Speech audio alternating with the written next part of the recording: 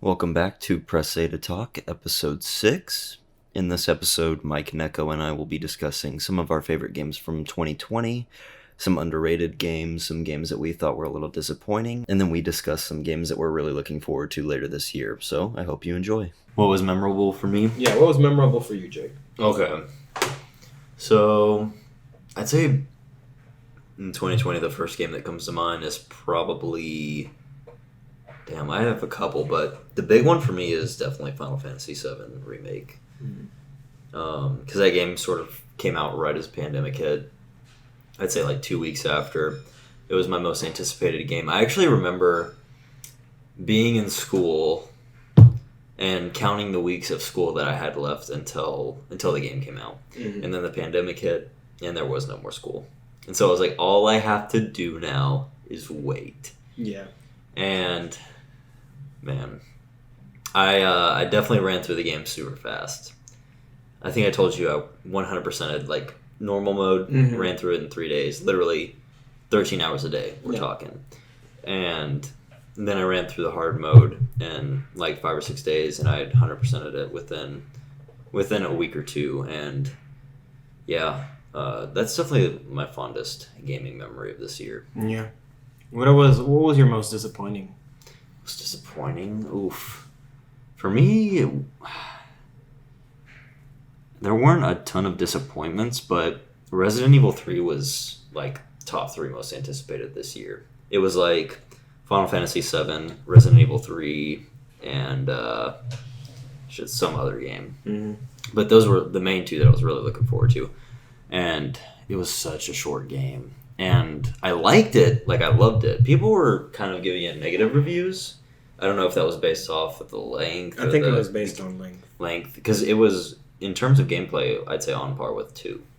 Yeah, I think it was more based on, because like compared to its original, Resident Evil 3 had like branching story paths depending on the choices that you made. Okay. And it would like lead you to like different alterations or maybe even different endings. I never got to play 3 original, but from what I read when like before the game came out, people were kind of like complaining that it's going to be this one direct line from beginning to end, which is not what people were expecting, because they were thinking that it's going to be more like the original. I think honestly, I don't think it was that bad. I would say, like, yeah, like, it was pretty short, but it did its purpose. You know, I think it was... I think, honestly, what, like, Capcom could have done is... Or rather, they can even do it, like, later on, just bundle those 2 games together. And make a definitive, like, you know, like Resident Evil, Raccoon City, like the Raccoon City Saga, or something like that. That'd be really cool. I think they tried to justify the price of the game with that online that absolutely nobody played. I don't think there's online on that game. Yeah, it's like Resident Evil Resistance or something like that. And I heard it wasn't that good. They didn't even know that existed. Like, it's asymmetrical. You have like one person playing as the mastermind. He's the one that's placing zombies and traps around, and then the rest are just players playing in that map. And then, but like, they easily found a way to cheese through most of the stuff. So like literally like being a mastermind is fun, but like more often than not you're gonna end up losing. All right. When again, I like the game, but when like taking into account how much I enjoyed it, I always look at the price. Am I getting, you know, my bang for my buck? Yeah. If the game was like $39.99, I'd say this is one of my favorite games of the year. But I paid $60, and it's a single campaign. In Resident Evil 2 Remake, we had 2 that were around 6 hours. This is one that's around 4, and then an online experience that people didn't really touch, and the people that did touch, they didn't really find it that interesting. Yeah. So I'd say that's my biggest disappointment. I think that if Resident Evil 3 would have had mercenaries on it, like how 4 did and all these other subsequent games did, Resident Evil 2 Remake didn't have mercenaries, but it had something similar.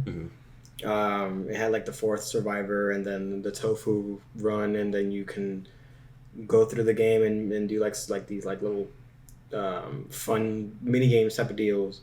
Like if Resident Evil 3 had some sort of mercenaries modes or something like that, then maybe that would have been a little bit more interesting. Like just have a single map and you're fighting zombies, trying to try to kill as many zombies as you can, or maybe have Nemesis show up and then impede your progress as you're doing it. I think that would have been more interesting. Yeah. But I don't know. We'll see on when they remake 4 if they bring mercenaries back. Because it kind of seems that they're just kind of like following what they did before. Because like all the extra game modes in Resident Evil 2 remake were in the original, and they had resistance to kind of pad out the fact that 3 didn't have that. Wasn't it a different studio working on that or something like that? It was like a sub branch. Sub-branch. Like it was like like how like you had the people you remember how Devil May Cry got made? Possibly. Oh, yes. It was wasn't it like a Resident Evil? It was going to be a Resident Evil. That's right. Then like it was more actiony, and then they just felt like that had to be its own game. So they scrapped. Then they didn't necessarily scrap that. They split the team so that they can finish making Devil May Cry, and then they had another team work on Resident Evil 4. Okay, that makes a lot of sense. I mean, it does make sense on why the game looks like it looks like. I mean, it became a little bit more darker, if anything, or like it had like a goth style to it. But it makes sense as to why it's so similar in some ways to the Resident Evil. like Devil May Cry 1 was basically like another Resident Evil in a sense. When I'm looking at it, it does make sense because that game takes place in like one location as opposed to the other Devil May Cries, which are all over the place. Yeah, well, like I think after 2, they realized that the game needed to take another direction, and so they went more with like what Devil May Cry is now. Yeah. Not to get off track, but I wanted to talk about 4 because in preparation for 8, I've been trying to beat all the ones that I haven't beaten yet, and despite the fact that I played 4 like 5 times, I've never actually beaten it, Really? like 100% beaten it. And I've always said that I like the game, and I like how arcadey it is. It does feel like that, like House of the Dead, like shoot 'em up. Oh, yeah. It's very satisfying, but I'd definitely be down for a remake, and I'm very curious to see what they do with that. Well, they are making a remake, that's for sure. They already like had mentioned it. They said that they're going to be releasing 8, and then they're going to be releasing 4 remake. Okay. But it's the style of the game that's now like what Jake was talking about. I'm wondering as well if they're gonna be true to how the game used to play, or if they're gonna change it up a little bit. I think it's going to feel more like Resident Evil 2 and 3. I honestly think that they perfected the third person. I agree. I know that right now they have this new saga that's all in first person, and I'm okay with that. I want them to keep that because I think 7 just feels like its own thing. I feel like I love that. Yeah. There's 2 different kinds of styles that we're looking at right now. So I'm hoping that we get something like Resident Evil 2 and 3, and they explore the game's world a little bit more. I want them to I don't want them to make a complete copy of the maps in Resident Evil 4. I want it to be different. I agree. I need it to be different because I want to justify being able to make a purchase. I love Resident Evil 4. Especially if the purchase price is gonna be higher than $60 nowadays. Yeah. So if I'm gonna buy Resident Evil 4, it needs to be completely different. Because I don't want another Resident Evil 4. I'd be better off just buying the original Resident Evil 4 if that's the case. Like I want to be able to see something different. Like help me understand why the Las Plagas, which is like the parasite in Resident Evil 4. I want them to just bring it out. Like I want them to like fully immerse me and help me understand better how did it come up and how did it get to infect everything, because we got an explanation on that at the very end in the credits. And like I know that you haven't finished it yet, so I'll leave it at that. But like you kind of like they at the end credits they kind of show you a little clip of how it happens. Okay. And I wanted that in the game. Yeah, Because if you're playing the games in order, you're playing 1, 2, 3, which happen almost simultaneously in the same city, Mm-hmm. and then you go into 4, which is In Spain. Couple. yeah, Yeah. it's almost a complete standalone. Yep. And I would love for them to, because we're potentially looking at a trilogy of remakes that could go like hand in hand, 2, 3, and 4. Yep. And I'm excited to see what they do. Yep. Right. I guess I'll go next. So I played a lot this year. I put myself in sort of like a reviewer mindset. Like I wanted to cover pretty much every major game that was getting released on 2020, and I didn't get all of them. Some of them I just wasn't interested in.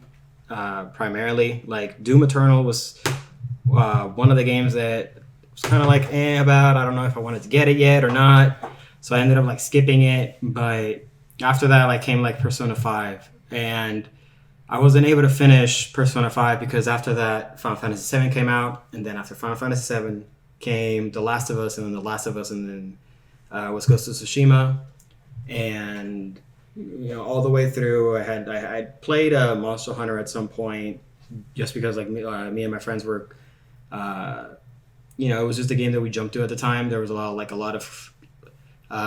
of content that was being released because the game was like on its last year of like content updates.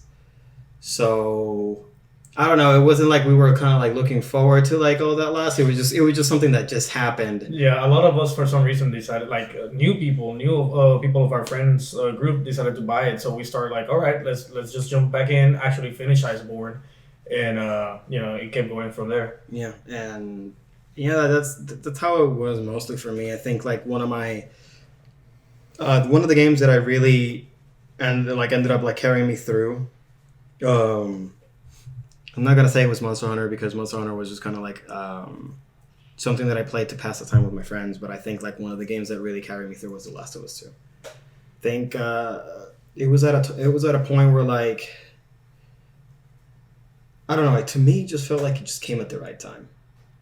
It like I think after playing it and then just despite all the controversy and all the the stuff that people were talking about, I think I ended up like just playing the game up until you got to the point where you play as Abby, and I played it just like how I would any game. Because like what I did before is I finished The Last of Us 1 so that I was fresh coming into The Last of Us Part 2. So it just felt natural to me. Mm-hmm. And I don't know, like it just felt like it was about, obviously it's more of a revenge story, so it felt more personal, but it was like, at the end it was just a game about, what would you do in a scenario like that. And I think, when COVID was like, that was around the time that COVID was really hitting as well, so it was kind of like just bizarre to me, like the whole experience. Mm-hmm. And I was just like, wow, like The Last of Us started with like some weird infection spreading throughout, and then and I'm not saying that COVID is gonna all the people that were infected are gonna turn back as zombies or anything like that, but like it was a pandemic situation. Mind the clickers. Minus the clickers. Dating a clicker.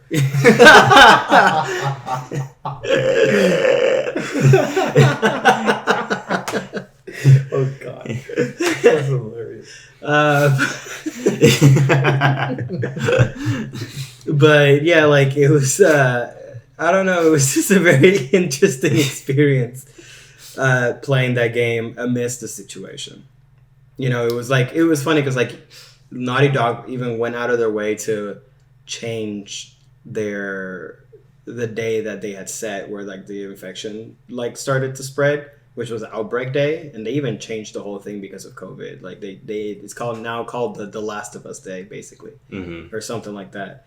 But I don't know, like it was like The Last of Us was definitely an experience. I'll give it that.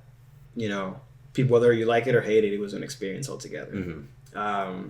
And I think that was like one of my memorable moments, like in 2020. I was gonna talk more. Like I wanted to talk about Final Fantasy VII as well, but I think like Jake really like wanted like covered it pretty nicely. It was just a really good game at a time where like shit was hitting the fan. Yeah, it was like exactly at the time that it was. So, other than that, I would say, for me, I'm not gonna talk about disappointments this year because like I think I already covered my disappointment with Cyberpunk. Even though that I'm very disappointed with the game overall, I don't think it's like it was like not the lowest point in 2020. Mm-hmm. I think honestly, when it comes to like my own experience with playing games, I think my year was pretty okay. I don't really have that much of a disappointment with games. But yeah, I don't want to chalk up Cyberpunk to be my biggest disappointment because despite everything that I covered in the Cyberpunk episode, I still love the game. I still really enjoy it. It's just there's just a lot of things that are preventing me from playing it right now because I personally don't want to play the game anymore because I don't want those negative experiences to really affect how I enjoy my game. Especially if they're gonna fix it later on. You want to come, but you want to be able to experience it the way that right. I don't want it to be like I go into Cyberpunk and I'm just like, oh, I have to finish this because I already started it, or like I don't want it to be like that. I want to just preserve everything that I really enjoy about the game because there's a lot of stuff that I really enjoy about it, but I don't want those issues that I pointed out in my Cyberpunk episode to really hinder my experience anymore. Like I'm gonna keep it in this cryogenic state right now where like I'll get back to it when they finish some of these issues, and then I can go back and enjoy it truthfully. Because like again, like that's why like I really think that The Last of Us was one of my most memorable because I jumped into The Last of Us thinking the same way because I had read all the leaks and I knew what was going to happen. I knew that people were disappointed, all the stuff that happened. And I had to hold myself back and play the game through so that I can... because I didn't want the leak to really affect my experience. And even though that it kind of did... It surprised you by the way it actually turned out? But I had time to sit on it and think on it. Like I really had time to... I remember those days at work. Oh man, did you read The Last of Us 2 leaks? Yeah, that game's gonna be terrible. And then actually playing the game, being like, it was an experience. Like whether you liked it or not, it's an experience. I love the game. Yeah, no, I think I might just play it again a couple like maybe a year or so down the road. I might just give it like a second playthrough. And then just really like, encapsulate everything that I really liked about it, and then just get a more, like a deeper enjoyment. Because like playing with the leaks in the back of your head really can affect your viewpoint of the game. And the same goes for Cyberpunk. I'm gonna wait until all the buzz subsides. They fix up the game as best they can. Jump back into it with all of that shit, way back, like it's gone. People are tired of shitting on Cyberpunk, all the issues, like, whether it's most of them, all of them, or, whatever. The scalpers are done taking the PS5s. And all the shit, like all, by all that the time. Shit, all the shit. Once all like the dust subsides, and then I just have the game. It's just me and the game. And then I'll jump back in it and that makes a lot of sense. Give it a fair playthrough. All right, so Neko, what about you? Surprisingly, all of a sudden, like a lot of different games popped up because I forgot that was even 2020. I thought this was like 2018, 2019, and then I realized that like 2020 has actually had quite a few games in my list. And just for for y'all to know, I'm not necessarily the most committed player, I guess you could say. I'm more of a casual standpoint. But although that I do have my casual tendencies, I do like games that are competitive and like throw you into the mix with other players that have a higher skill level than you. Right. So with this said, Let me start first with the first game that I started this year, which was, believe it or not, Temtem. Super out of the blue for y'all because I don't talk too much about Temtem, and I don't even know if Jake knows about it I at have all. no idea what that is. This is technically Pokemon in PC. Okay. And it's built to be an MMO, where you can actually see other players walking around with their Temtems, Pokemons, I guess you can say, and you can even play co-op. So you can get with a friend, and because all the battles are actually doubles at all points, right? So you can always gang up on one single Temtem or multiple trainers at a time. So it made the game interesting. I liked it a lot. I actually enjoyed Pokemon's double battle system, although that a lot of people don't like it because there's too many variables. And so I thoroughly enjoyed. I was actually waiting for this game for a while in 2019. So I was surprised that they were able to throw out the early access in January 20. Like a couple of days after my birthday too, so I just bought it as if it was my own gift, right? And played throughout the first bunch of the early access, and I was actually quite content with it. Like, you gotta get used to the art style, definitely. Like if you're expecting to play it and feel like it's Pokemon all over again, it's not. And then the battle system is slightly different. There's no such thing as PP for like power points, I think it is, or move points. There's just stamina, and then there's no RNG in the game. It's all based, like, you have to actually plan on your attacks, and if you overextend your stamina, you actually get hurt too. So it has a couple of changes in there that were actually good and more fun to deal with, but makes it even harder. The next game that I played was actually XCOM Chimera Squad, which was pretty fun.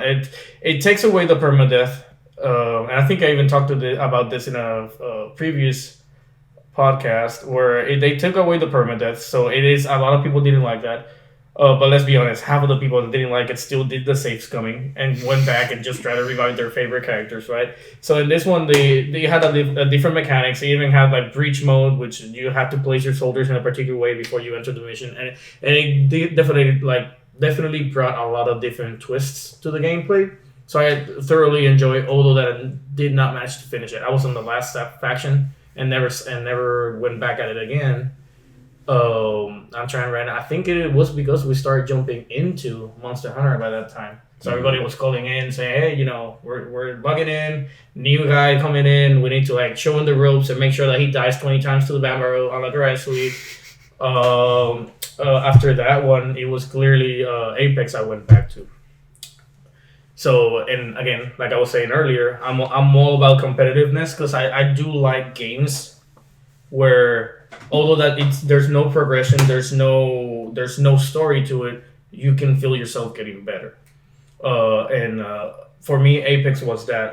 The same reason why I like parkour back in Puerto Rico, the same reason why I like going to the gym is because I kept feeling like I was getting better. I could lift better weights. I could jump lengthier gaps parkouring. And in this game, my reaction time was getting better. The way that I was able to aim and actually latch onto people. I mean, Jake saw my old videos and he saw that my aim was trash entirely. And I mean, my aim has definitely improved since then. And so that's what I thoroughly enjoyed. Another game that I did play a little bit, but I could also classify it as my disappointment for the year. Okay. It is not Cyberpunk. Although that Cyberpunk did hit a little bit of that nail, but like Mikey said, I'm still holding on to it getting better and actually enjoying it even further once it gets fixed. But my game of disappointment and it's not even the game's fault, but rather I think my own machine's fault of how well it operates. So I'm looking forward to build my second build. Is Fault. So, new game for y'all. Fault is actually, you could say, I guess the stepson of what Paragon was. Do y'all remember Paragon at all? Yeah, I do. Not you, right? Paragon is a MOBA. It's a third-person MOBA. Where it was Interesting. 5 people playing, and it was in PlayStation, it was in PC, it was in Xbox. So it was really good because like you would have your characters and then you would have the reticle in front of it, and you would see your characters, and it was great. It had a lot of verticality, So I actually thoroughly enjoy MOBAs. I played League, I played League, and I think it was Heroes of the Storms we used to play back in the day. Did you ever get into Vainglory? No, I didn't. Oh, I don't even know. that was mine. That was yours. Yeah.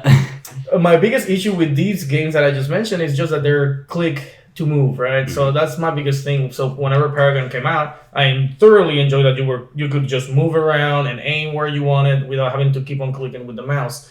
And so Epic decided to close down Paragon. I've been empty inside for like forever. And then Fault, it's one of like the 4 or 5 studios that were trying to revive Paragon in their own way. And I thoroughly enjoyed Fault. It had a lot of reminiscent things, but then you also have to think it's a third party or not even like just an indie studio, small studio trying to make it happen all over again. And the game ran great for the things that it had, but then my computer was probably holding it back, which definitely caused my enjoyment to go downhill. I even still have a secondary key that I can just give to anybody and just jump in. So I'm hoping that once this build is up and running, I can replay it. Mm-hmm. But hoping that all the things that I had to complain back in, I don't know, March, May, are already gone. Because that game, again, I want to hold it almost as high as Paragon, but I also have to remember Paragon was made by a AAA studio, the same studio that created Fortnite. So I want to ask you, like, what do you think about Smite? Smite is fun. Like, it is fun. The only problem with Smite that I have is that it has the potential to have verticality. It's a 3D game. It's a third person, I believe it was. But it did not take advantage of the fact that it was 3D. Like, it would have small little ledges that you can jump off or whatever, but it really didn't add to the verticality. Whereas with Paragon and Fault, they got huge mountains that you can even go snipe if you got a character that has some sniping capabilities. Or like has bombs or something that you can throw around the place and people cannot reach you unless they're ranged, right? So that's what I would say put Paragon above Smite. Smite was good whenever I played it. It's just that once I saw the verticality actually existed, I enjoyed Paragon over that because of that particular reason. And there's something in the near future, quote unquote near future, that I'm looking forward, but I don't know if we want to jump into it just yet in terms of like the future games. I do have one more game that I want to talk about. I do too. Because even though I'd say Final Fantasy VII is my game of the year, this one was I'd say even more at the right time, because back in early June, my best friend had moved to Georgia for medical school, and my cousin went to the military. He's a Marine now. And those were 2 people that I talked to like every day. One of my other friends is in the Navy. One of my other friends just became a dad. And this is really weird, but like back in March, I had actually broken up with the girl that I was dating. So pretty much everybody in my life was gone. Then I met Aggie. 2 weeks after we met, she moved back to Argentina. Mm-hmm. And then Ghost of Tsushima came out. And that was literally, I don't want to sound dramatic, but that's pretty much all I had for about a month there. And I played that game every day for a full month, hours a day. And it took me a full month to beat it because I just wanted to see everything and experience everything. Also, to say that's a pretty good game to get like immersed in because it's huge. Yeah, it's one of the biggest maps I've ever seen in a game. And may not be everybody's game of the year, but it is. If you really give it a lot of time, it is a lot.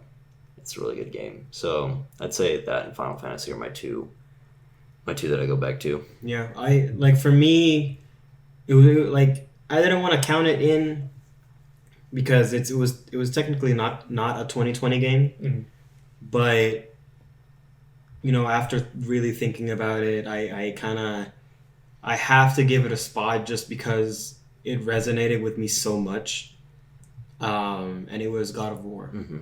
I had never given God of War a chance because I was thinking that it was just kind of like the old God of War, where it was just another platformer with intense combat, and the story was kind of like would take a backseat. Mm-hmm. Like, you remember the face I gave you whenever you told me that you hadn't played it? Yeah, we were at work.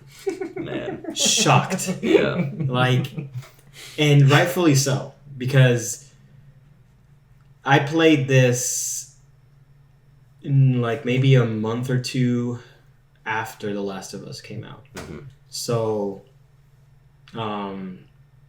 it felt very similar in a sense, but after you really play, it really just delves into you. Like I honestly like took a lot of my time. It started very slow, mind you. It wasn't until you get past the fairy realm where it really starts to like hook into you.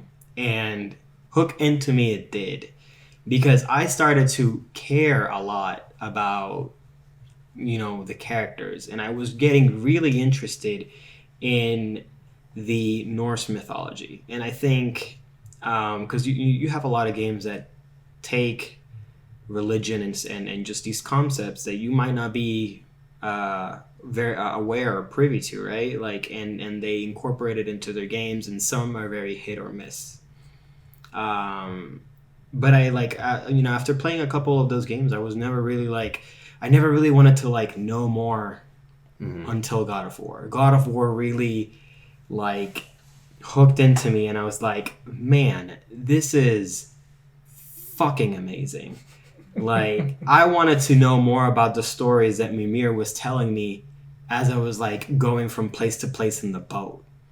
And that wasn't, granted, like it might have had its own little twist to it, because granted, this is a God of War game, so the mythology and the story isn't going to be exactly the same, just because of the nature of Kratos being a Greek god in a Norse, in basically Norse mythology. Like, that is, it's not supposed to be there, and they played to that, but my God, I was like, this sounds fucking amazing. Like, I want to know more about it.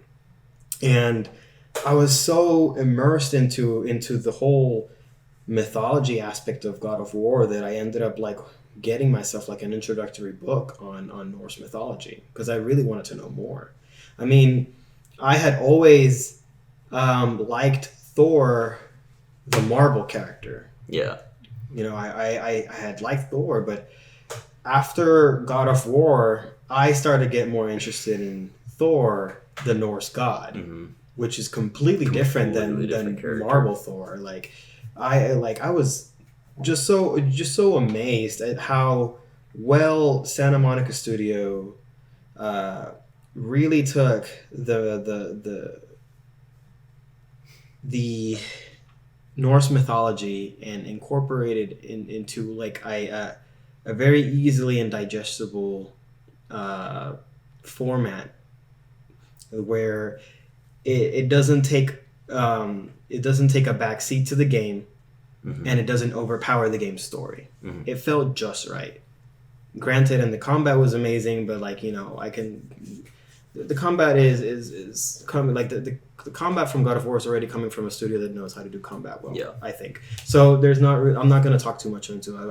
I really think that the story really, really shined on me, and I can see why people really enjoyed this game and why people very often recommend it. Give me the year winner. I'll never forget that, because I thought that Red Dead 2 was going to win it, and I was just like, I'm going to turn off the Game Awards. I'm so upset. And then I was like, I turned it on to see if it was over, and they were like, God of War. And I was like, yeah! That is a good game right there. And I love going back and watching the documentary that they made. What is it, Making Kratos? Like Raising Kratos. And Cory Barlog, they were talking about him, and he directed the second, and did he do the third as well? I don't know if he did the third. But the second is a very action-heavy game, hack and slash. Not very. All three of them are story-based, but they're not like narrative-driven games. And then there's this hiatus with the series. He comes back. He has a family. He has a daughter. And he implements these things from his life into his storytelling. And you can see it. You can really feel it when you play the game. And I think that's what really made the story very spectacular. I think, because it's not something that you would have expected of Kratos. Because they had built up Kratos' character to be something completely different than what it was in this remake. Stone Cold Killer. Yeah, pretty much. Just a vengeful soul that's forever haunted by his past. Mm. And wow, like seeing this other side of Kratos that I never thought that I would ever get to see. It was like a breath of fresh air, basically. Like it was so refreshing to see.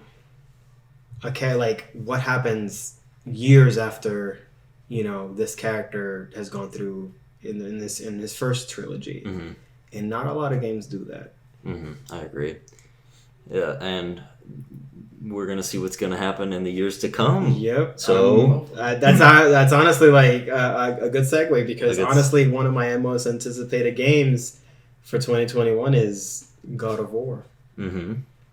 And there's actually one releasing next year. Yeah. I mean, this year. God of War. Yeah. It's 2021 already. That's weird to say it's coming out this year, but well, we don't yeah. True, we might not really know. last. It's like the teaser trailer said 2021.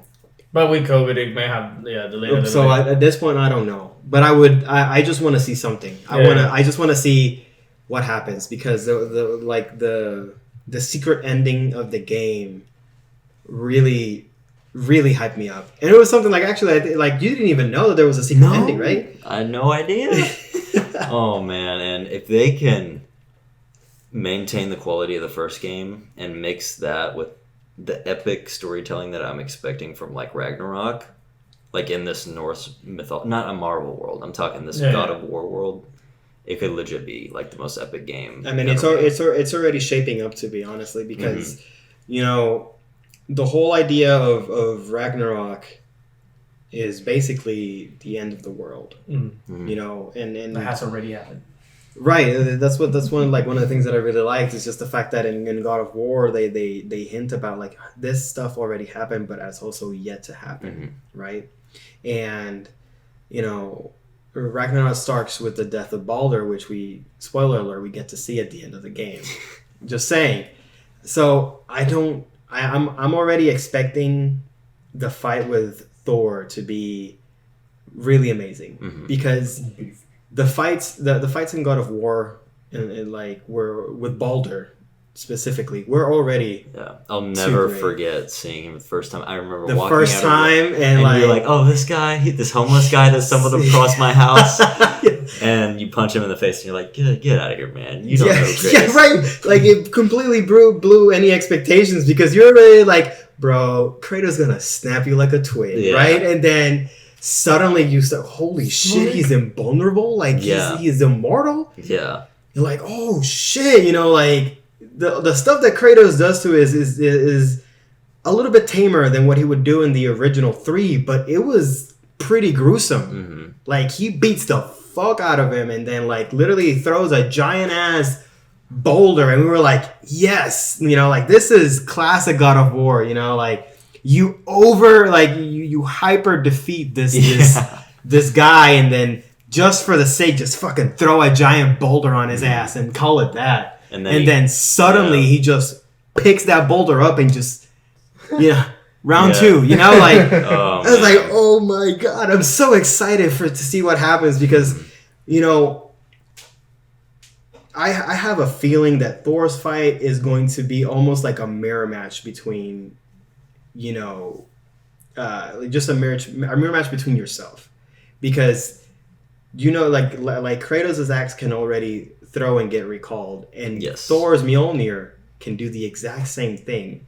So I don't want to like hype myself up in thinking about possible scenarios, but I know that it's going to be very difficult, to be able to evade Thor's Mjolnir while you're trying to like hit him with the Leviathan, because he can recall that back and then hit you on the back. Like that'd be so cool. Just to like all the gameplay mechanics that we got to learn and really master with Kratos, and we might get that back at us. Like it might just be a thing where like Thor is gonna do the exact same thing that we can do, and who knows? Like it can go any way. Do you think that we'll just be playing exclusively as Kratos in this game? I want to say that we might get some segments with Atreus, because the game is building up to Kratos' death.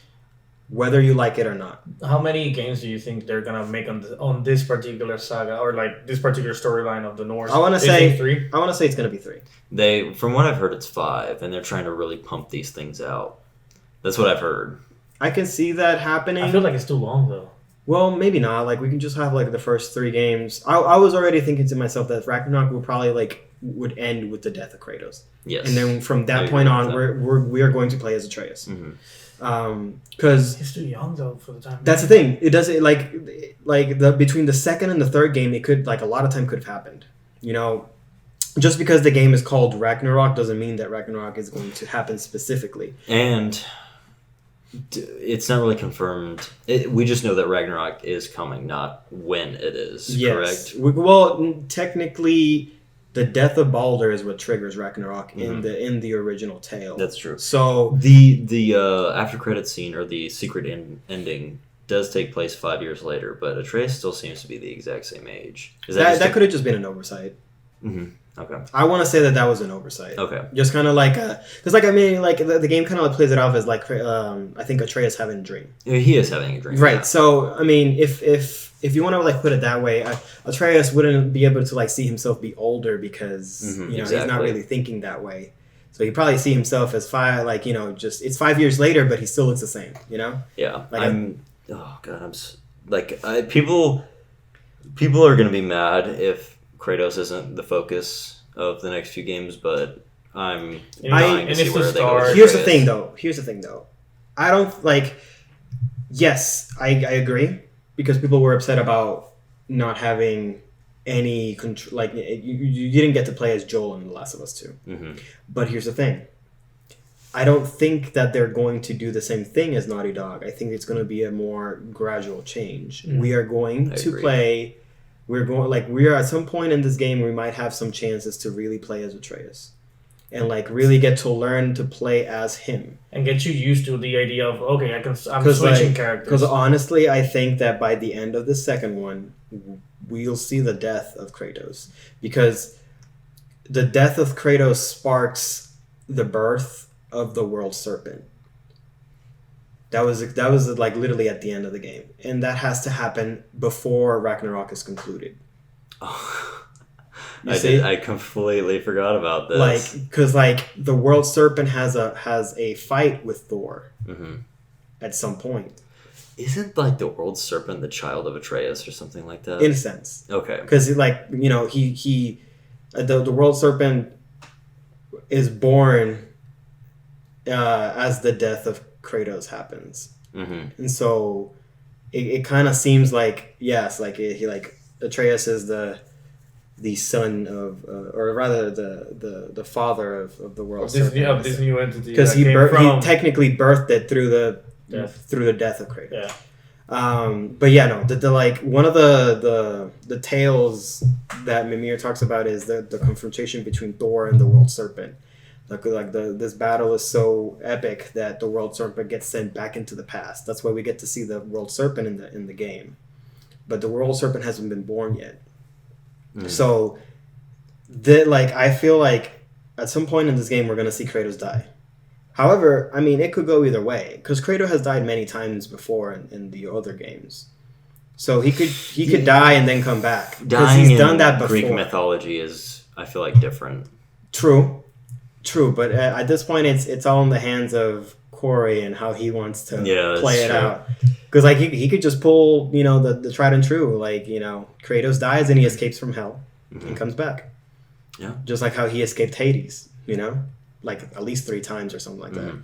Yeah, he did. at Or least. probably include some magical feature to it where he cannot come He back. has the gift of Pandora, so that could keep him from dying. Who knows? Well, we could talk about God of War for the next hour or. No, I think we're ready to move on. I Yeah, think, definitely. So- I want to Neko. say anything, just to add. I think I would want to know more about Breath of the Wild too. Mm-hmm. I don't expect Just wait. expect the game to be released this year, but I want to know something. Oh, man. I was expecting it when we saw the trailer back in 2019 at E3. I was expecting a December 2020 release or at the 2021. very least The trailer. spring 2021. Yeah. because this seemed like a Majora's Mask situation where they were taking the same engine, possibly the same map, slightly varied at the most, and creating a whole new story around it. True. But it kind of seems to me like there might be more to it. Yes, that's which is why they're taking. The more we hear from it, the more it sounds like that. Yeah. So I'm good with waiting. I mean, it's Nintendo. They're not going to put the game out until it's 100% ready. Yeah. That's just the Nintendo way. Yeah. All right, Nico. What about you? What you expecting? Of the newer games, one of the ones that I was actually caught by surprise, especially because of the style of the gameplay, was I forgot the name, but it was a Wukong game. I actually saw it, and it interests me a lot. It was like that Sun Wukong made by an indie studio. Yeah, And it was like so impressive that the game maker was like, please don't expect too much out of this game. Like, I'm really just trying to do my best here. Yeah, I mean, don't get me wrong. The few little things that we saw from it, literally, I did really get my attention. So I'll probably just see it whenever it comes out and kind of try it out, but not expecting too much because I did feel like it took away from some movements from Paragon's actual Wukong character, which I understand. Wukong is not a Paragon thing. Wukong has been in a lot of different games. But like the moveset, it was really reminiscent of the Paragon's moveset. So I saw it, I was confused for a bit, and then I kind of actually enjoyed how it was looking. The other game that I'm going to throw out here is actually Ethereal, which is another MOBA that I made by Undying Games, I think is the production studio. And what makes this MOBA slightly different from all the other MOBAs, like what will set it apart, is not only will it have more classes rather than your DPS, your typical DPS tank and whatnot. You'll have people that can actually break environmental like blocks, and whatnot. You'll actually have people that can fly as a class. Reason is because instead of having 3 lanes side to side to side, top, bot, mid just being on the same plane, they're actually gonna be bottom, mid, and top, one above the other. So that will give it a new depth to the strategy and how do you traverse about this map in order to help out your teammates that are on the top or on the bottom, or do you just jump down, or would you just have to take some sort of elevator, all the way up? And with these people that can fly, they probably can just do it on the fly with a particular stamina meter or so. So Ethereal definitely has my attention for the future. I'm not entirely sure if it comes out this year or the next, but that's one that I have on my list. Probably followed by Baldur's Gate 3. I played Baldur's Gate the first one and I thoroughly enjoyed it. I tried to get my hands on the second one, but it's still $60. And I'm not gonna pay $60 for a game that's probably like 20 years old. I can say right now you can get the early access of Baldur's Gate 3 and really try it out. Yeah, I saw that it was out. I didn't know about it. I just saw the character customization a while ago, whenever they introduced it or actually mentioned it, but I have not tried it so far. Yeah, I actually bought it because a friend of mine wanted me to play it because we both enjoyed Divinity 2 when it came out. So we I honestly think it's really good. It's a little bit different than your typical Baldur's Gate because it was made by a different studio. So if you ever played Divinity 2, it'll feel you'll feel more at home than playing on other Baldur's Gate. than if you only played Baldur's Gate. So it's not as dungeon No, don't get me that's not what I'm saying. I'm saying the combat and the movement, it just feels different. Okay. You still have your percentile attacks and everything. You still have to it's still dependent on the roll of the die. Mm-hmm. Kind of just classic Baldur's Gate, but just the feel of the game feels more closer to Divinity 2, which is a game that I really enjoyed, than classic Baldur's Gate. Because I think that trying to do Baldur's Gate 3 on the old Baldur's Gate just gameplay, I think it would have felt a little bit too outdated. So it feels good. It feels really good. I would definitely get it and try it because I think you would enjoy it. It's just you might not get far into the story because it's early access. I mean, I'll probably definitely look into it. I mean, I can even lend it to you because it's on my Steam account. if you need to. But yeah. What about you, Jake? So there are a ton of games that I'm looking forward to in the future. Like Breath of the Wild 2 is like my most anticipated game like ever, obviously. Final Fantasy 16 is up there, but we don't like Sony on the PS5. It says it's announced for 2021, but I'm gonna go with stuff that's confirmed. Mm-hmm. Also, want to give a shout out to Kenna Bridge of Spirits, which Ember Lab is doing. I feel like it looks like the Pikmin and Zelda almost. You control like a little soot monster. Yeah. Okay. That game looked really fun, really interesting concept. But the game I'm going with for like most anticipated of next year, I mean the series has been every single year it's in my top 3 ever since the 7th one, and it's Resident Evil because we've been getting nonstop quality pretty much since 2017. You're talking about like the 8th, right? Yes. Oh, cannot wait, man. I wonder how the gameplay is gonna be. If it is just, will it have a little bit more action than the 7, the Biohazard, or will it have or would it just stay just similar to it? I mean, it looks like it's gonna be more open world, though. Yeah, like 7 was. I don't want to call it a test run, but it was a preview, I think, of what we're getting in 8, which is a much more open game. And I mean, I couldn't expect a complete masterpiece out of 7 because it was the first-person game from. It was refreshing. It was really refreshing. And I think 8 is gonna expand on everything that they did, story-wise and gameplay-wise. I'm excited, even though they had leaked the whole contents of most of the game already. I haven't looked into it. I haven't looked into it either, and I had even forgotten about it up until now. Mm-hmm. But I mean, I'm not going to try to look for it because I want to be able to like really sink my teeth into this game, and I don't want to ruin the surprise for myself or for Meryl, my fiance, who has been a really big fan of Resident Evil since I had her sit down and watch me play 7. Oh, so she watched you play 7? Yeah, she's not gonna play. Okay. She would never play. Well, I thought she watched you play 2 and 3. Yeah, 7, but 7 before that. Oh, okay, because 7's actually scary, like pretty scary. I know. The first time that I actually played 7, hilariously enough, we were, it was like, whenever it came out, it was a party of like 5 people sitting in a dark room. Every single time that we died, we just kept passing the controller. Like every single time, either a shot or a drink after, it just became even harder to even freaking keep on playing because of the things that were happening. It's a series that you can do that with. I love watching Resident Evil just as much as playing. Yeah, I think so too. And I think that's why she enjoyed it so much, because as a spectator, it's almost the same as if you were playing it yourself. Mm-hmm. And I think that's just how well designed the Resident Evil games have been as of late.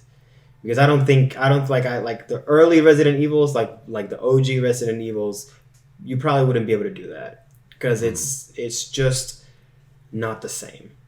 You really have to play it to really get a sense of the fear and the dread that you're feeling. Yeah. But I want to say 7 really did make it more accessible to people. Mm-hmm. And I think it's just because Outlast had proved that you can make really good horror games on first person. Yeah. And I think I like 2. I don't want to say I like 3 more than 7, but I was really excited for 3 because I love 2 so much. And I don't love first-person games, but because we've had 2 and 3, I'm really excited to get back to see what happens in the next chapter and to experience it in first person again. Yeah, no, I think the first-person aspect just really makes it very personal. Mm-hmm. It's less of you seeing a character go through it. It feels like you are. I think that actually works for what they're going for now, because 7 was a very not necessarily story-focused, but it was driven by Ethan. Yes. Where 2 and 3 are these big Raccoon City, just big moments, like a lot of stuff happening, and like you would lose a lot of detail by having it being first person. So exactly, I agree. Yeah. And if I had to throw a last one, Monster Hunter Rise for Switch. Oh yeah, I completely forgot about that. Definitely looking forward to that one, especially the new combos with the wire bug. It's definitely gonna change how we play. So I cannot wait to see all the differences. Yeah, that's going to be another game that's going to take out at least a good 40 percent of the whole year just to play, maybe. Yeah. And I'm excited to get into that because I'll actually have people to play it with. So Oh yeah. We need to get a session to play World with you. It's okay. I mean, well, like we could play World, but I mean, like the demo is coming out for Rise like not too Yeah, soon. yeah. So we Oh, could yeah, this we could month. definitely like jump into Rise, all Rise. three of us, and just really sink into it, like just feel every weapon and just see just what Rise is going to offer us, because I think Rise is going to offer quite a bit, in my opinion. I feel like it sacrifices a lot of the graphical things of like how pretty it looks just because it's no longer True. on a higher end True, console, but I always thought that Monster Hunter was not about the graphics, and it was just more about the gameplay. I definitely, but I cannot disagree with the fact that compared to this game, I feel like Monster Hunter World had a little bit like how the monsters looked a little bit better for me, obviously, but because of the power. So I did enjoy seeing that. Don't get me wrong, I see the new ones coming up and they look great. It's just that I feel like I'm gonna miss a little bit of the resolution of it. Well, But I know for a fact that Monster Hunter Rise is being developed by Monster Hunter's portable team. Okay, that's interesting. So it's like they have two teams for Monster Hunter. They have what's called like the mainline team, and then they have like the portable team. Because Monster Hunter, believe it or not, really became successful when it was ported onto portable devices on the PSP. Like that's when it really blew up. And since then they've had two teams where one of them works on a mainline game, which is like on your PlayStations and your Wii's, your consoles, and then you have your portable team, which is what works on the portables. yeah. So I think I think it'll be really fun to see what the portable team can do with higher end graphics, just because they've worked on on previous. Like the previous portable Monster Hunter games were like I wouldn't say like it's necessarily outdated, but it was like the old system. Mhm. Monster Hunter World introduced a new system altogether. So now that they have access to this new system and they see how successful it is, I'm really excited to see just how the series is going to move forward from here on. So I agree. I'm excited. I had one more thing to talk about, and it completely. We talked about a lot of games, but I'm very curious to see what a lot of these companies are doing this year. Like a lot of stuff that we have Monster Hunter Rise coming out, we have Resident Evil 8 coming out for Capcom, but what about Mega Man or Street Fighter? Or are we going to hear about Devil May Cry? True. It's because we know that Monster Hunter Rise is coming early. Resident Evil, the last 3 years has been spring.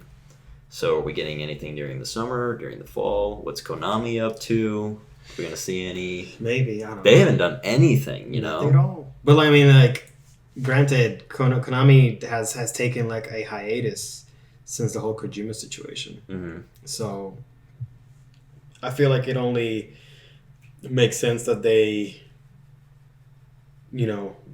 waiting to make a comeback in my eyes. But I mean, at this point, who knows? Like honestly, the few ones that I'm seeing in this list that have any kind of like release date announced, it's Q3 and 4, which is Euden Chronicle 100 Heroes. Who knows them? I don't know. Homeworld 3, Kerbal Space Program 2. Again, like these names are. I feel like if anything, they're not too well versed from the big companies on that. So It's like more niche. yeah, Yeah. they're gonna be the games to cover the little spaces in between other games, if anything. Well, I definitely want to see something from Zelda for sure. Just because. Oh, we're getting up. If we don't get Breath of the Wild, too. We have to. It's Zelda's 35th anniversary. And we've gotten a Zelda game every single year since 2013 or something like that. I just hope it's not like the ones that they release where it's like Link of the Past and then they release like 4 old games together all over and like remaster. Well, we have every old Zelda game on the Switch up to Link to the Past, so I feel like we're gonna get everything that was on the Wii U and then a remaster of Skyward Sword. I would like Wind Waker. I want Wind Waker HD to be reported into Switch for sure. Same goes for Twilight Princess. Yeah. I want those games on the Switch. And I feel like we're going to get those and then Skyward Sword, and that'll be the 35th anniversary collection. As long as they don't do the same thing they did for Mario. What do you mean? Where like the Super Mario All-Stars is limited and they're Oh. they're gonna stop like selling it like in March. Yeah. For some that's weird-ass So reason. weird. So They I- haven't explained that, have No, they? and I don't think they will. That's so weird. So I'm really hoping that, like, I mean, if they do a Zelda All Stars, I'm all for it. Mhm. But please just make it accessible for Yeah. everyone. Like, don't just be like, don't be a dick. You know, that's all I'm gonna say. Like, just don't be a dick. Hey, Breath of the Wild has been on their top. They do a top 30 on Switch. You can see what's been like the bestseller since it came out. It's been in the top 30. Yeah. So Nice. you're pretty much just burning money if you do a limited release on a collection. But Yeah, I agree. Well, Alright. definitely looking forward to everything that the year has to bring. Most definitely. I think 2021 will be I think it'll be a good year. Yeah, 2020 was a strong year. We've had really good years for games Lately, yeah. Yeah, It- since like 2017, it's been really It good. definitely feels like that. Like if we've had a strong run, hmm like since like what, possibly like 2018, maybe 2017. 2017 was really good. Yeah. 2016 was not though.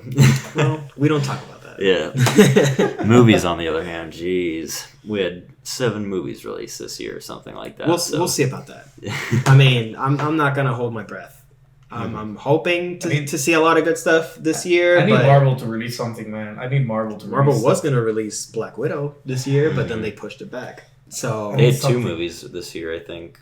well, they have they do have WandaVision and all these like Disney Yeah, Plus. they're stuff releasing like coming 3 out. of those this year, Yeah. maybe a couple movies. And with the so- success of The Mandalorian, I think they're definitely gonna push more series out. So Mhm. All right, well, that'll do it for this episode, and we will see y'all next week. See you guys. see you.